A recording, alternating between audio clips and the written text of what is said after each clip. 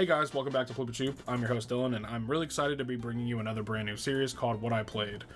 This was heavily inspired by a video that I saw from a creator named Raz, who kind of documents games that he plays every month, and he was inspired by a creator named Carson Runquist. So go ahead and go subscribe to both of them before we get into the video, because this idea would not exist without me finding theirs.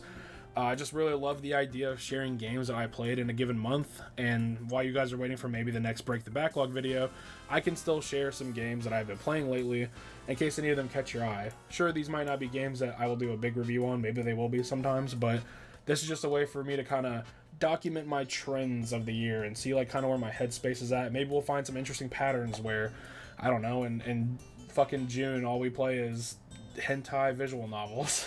I doubt it, but yeah, I just think this would be kind of a cool way to sort of encapsulate like what I'm doing throughout the year, and just kind of, like I said, give a nod to other games that maybe I won't cover in a big video like Break the Backlog.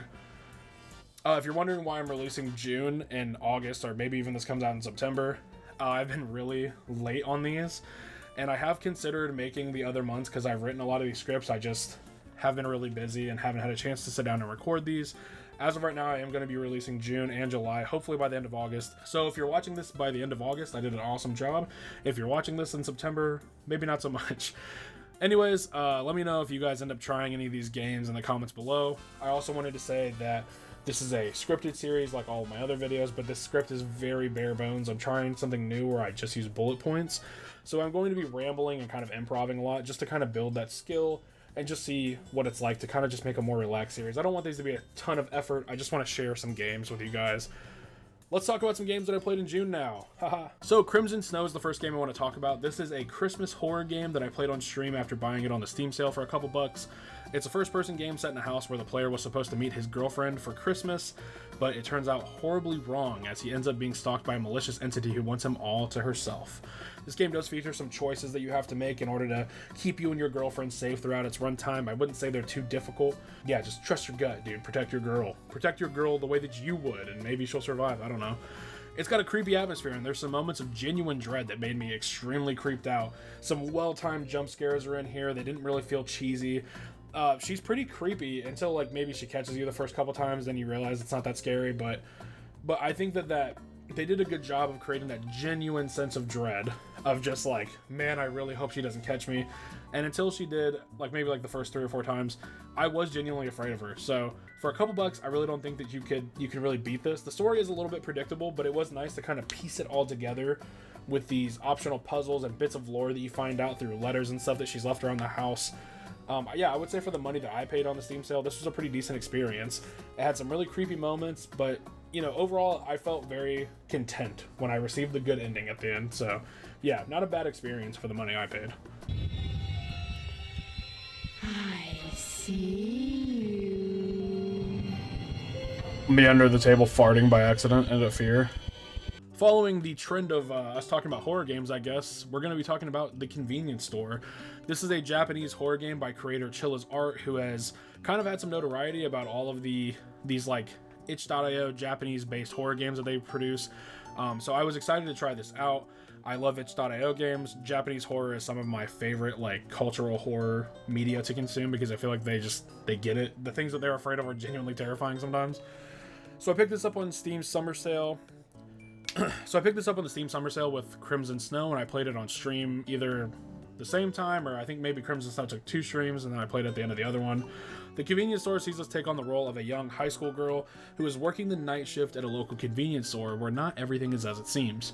Overall, this game was very simple, and while it had some moments of being slightly creepy, it overall wasn't super scary. I appreciate what it was trying to do, and there was a sense of dread, just like with Crimson Snow, where the context of being a high school girl and walking through this dimly lit, dark-ass neighborhood to your convenience store job in the middle of the night is creepy, but I just felt like overall the scares weren't really that scary. I appreciate what this game has done.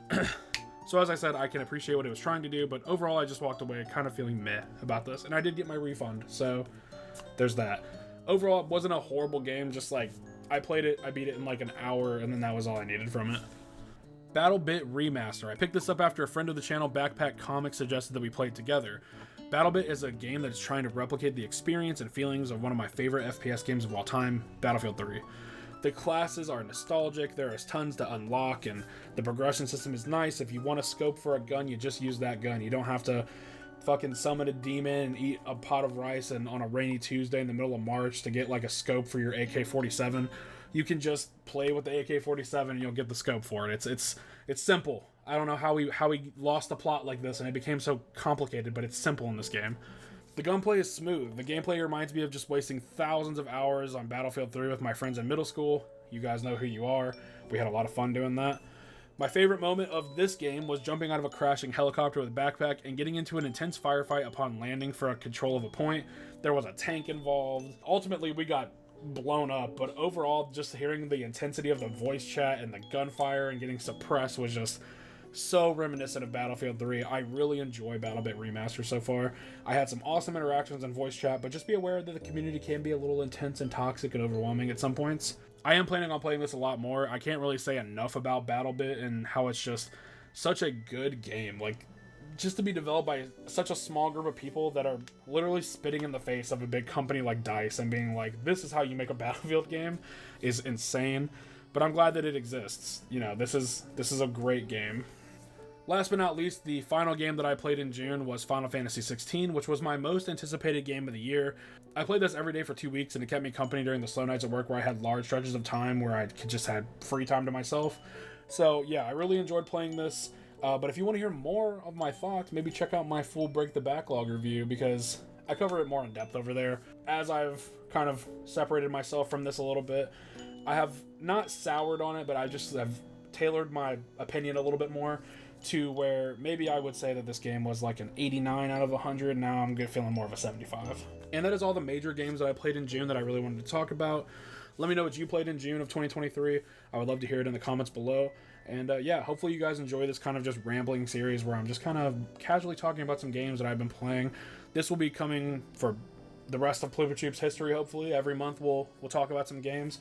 Thank you to Raz and Carson Runquist for making your series so that I could be inspired by them. I in no way, shape, or form came up with this format, and hopefully you guys enjoy this and we'll check out their videos if you enjoy this kind of content. Make sure you like, comment, and subscribe. And yeah, till the next one, peace.